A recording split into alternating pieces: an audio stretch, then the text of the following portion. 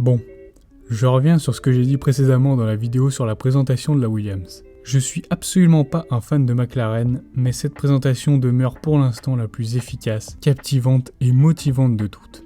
À peine une vingtaine de minutes pour parler très brièvement et synthétiquement des objectifs du côté des pilotes, mais également du côté de la monoplace et plus généralement de l'équipe entière. L'accent ici est mis sur le progrès, en somme, McLaren veut célébrer son 60e anniversaire de la meilleure façon en continuant de se rapprocher des top teams. Cela passera d'abord par la récupération de cette 4e place constructeur qui s'annonce plus que jamais disputée cette année. L'équipe se positionne néanmoins de façon réaliste et comme a pu le dire le nouveau team principal Andrea Stella, ils vont déjà voir où ils se situe à l'issue des tests hivernaux et du premier Grand Prix à Bahreïn. Au niveau de la livrée, nous ne sommes pas forcément déçus puisqu'il fallait se douter qu'aucun changement majeur ne serait présent. Il était évident que cette dernière ne serait qu'une évolution de celle de l'année dernière, comme ont pu le dire les pilotes, mais nous aurions peut-être espéré tout de même un peu plus de changements. Au final, voici un exemple de ce qu'aurait sûrement dû faire Red Bull pour dévoiler sa monoplace, puisque même si les livrées des 2 dernières années sont quasiment identiques comme pour Red Bull, McLaren ont eux choisi de ne pas faire durer le suspense et de ne pas laisser espérer ses fans pour ne pas décevoir. Pour aborder un point plus positif, nous devons revenir sur la paire de pilotes qu'est Lando Norris, suppléé par son nouveau rookie de coéquipier, Oscar Piastri. Le feuilleton du mercato de l'année dernière en personne, car il a tout de même réussi à gagner le siège de Daniel Ricciardo, le 8 fois vainqueur de Grand Prix, sans même être en Formule 1. Cela est principalement dû à son CV juste parfait en junior, et si ça se n'est pas fait chez Alpine, il méritait largement d'être en F1 cette saison pour prouver de quoi il est capable. Sincèrement, il avait l'air plutôt serein et en confiance durant la présentation, ce qui me fait penser qu'il saura gérer pour aider à mener à bien le projet de son équipe cette année. Les objectifs sont clairs pour lui, faire mieux que Ricciardo en aidant à récupérer cette 4e place constructeur, en scorant régulièrement des points et pourquoi pas à terme rivaliser avec son coéquipier Lando Norris. Norris d'ailleurs, qui entame en 2023 sa 5e saison à F1, pour cette année on n'attend évidemment pas moins de sa part, mais attention à la potentielle rivalité naissante avec son coéquipier. J'aime néanmoins à penser que la relation entre les deux pilotes sera davantage ressemblante à celle entre Norris et Sainz que celle entre Norris et Ricciardo, et que ces derniers sauront s'entraider et mener l'équipe vers des sommets sans que leur rivalité ne soit toxique. Pour ma part, comme j'ai pu le dire dans ma prédiction de cette année, je les imagine à la bataille avec Alpine et Aston Martin pour la 4e place si convoitée. Personnellement, je les imagine même vainqueurs de ce combat avec pour moi un excellent duo de pilotes qui délivrera de bons résultats sur la piste ainsi qu'une voiture certes moins rapide que l'Alpine mais davantage fiable. Le but à terme est évidemment de remporter le titre constructeur ou du moins d'avoir une chance de le remporter et pour ça il faudra déjà être considéré comme un top team. Cela m'étonnerait que cette destinée soit pour cette année, mais 2023 pourrait être un grand pas vers ce but ultime.